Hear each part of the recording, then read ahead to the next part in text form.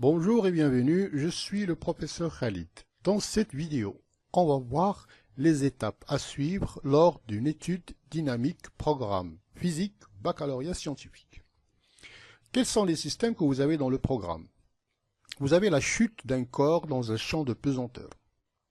Vous avez aussi donc l'étude d'une particule chargée dans un champ électrique. Ce sont les deux études dynamiques fondamentales que vous avez dans le programme qu'il faut bien maîtriser. Donc, quelles sont les étapes à suivre? Ces étapes sont indépendantes du problème. Premièrement, définissez votre système. Alors, il faut bien définir le système en délimitant ses frontières. Ça va nous aider par la suite pour trouver pour faire le bilan des forces extérieures. Deuxièmement, parler du référentiel. Alors, parler du référentiel, même s'il est imposé par l'exercice. Donc, dire que nous avons un référentiel, il y a un référentiel galiléen, pour pouvoir appliquer les lois de Newton. Parce que sinon, les lois de Newton ne sont pas applicables. Donc, parler du référentiel, un référentiel terrestre par exemple, etc., etc. Tout dépend de l'exercice. Troisièmement, faire le bilan des forces. Faire le bilan des forces, c'est énumérer chaque force extérieure avec ses caractéristiques, points d'application, direction, etc., etc. Donc, bilan des forces extérieures, bien sûr. Quatrièmement, énoncer la loi que vous allez utiliser et que vous allez écrire sous forme vectorielle. Très souvent, le programme de baccalauréat, c'est la deuxième loi de Newton qui nous permet, bien sûr, de lier la force ou l'intensité de la force à l'accélération. C'est la deuxième loi de Newton. Mais vous pouvez aussi utiliser donc le principe d'inertie, etc.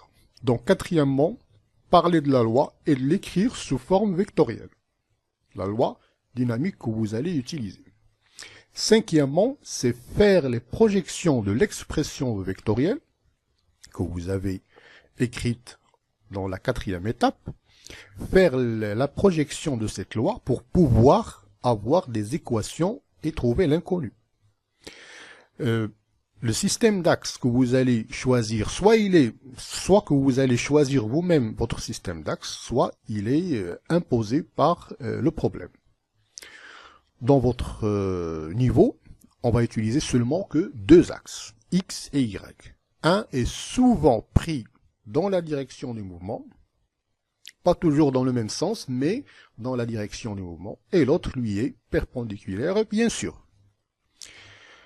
Donc, la cinquième étape consiste à faire les projections. Alors, on va parler des projections un petit peu. Une projection d'un vecteur sur un axe, c'est une compétence mathématique que vous allez voir dans le programme de mathématiques.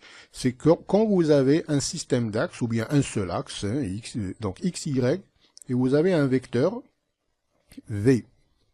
Ce vecteur v, vous pouvez toujours faire la projection de ce vecteur sur l'un des axes. Par exemple, Vx, que vous allez appeler Vx, qui est la projection de ce vecteur v sur l'axe des x, ce n'est autre que cette quantité-là, qui est une quantité algébrique, et que vous la définissez en fonction de cet angle alpha, que fait le vecteur avec l'axe de projection choisi.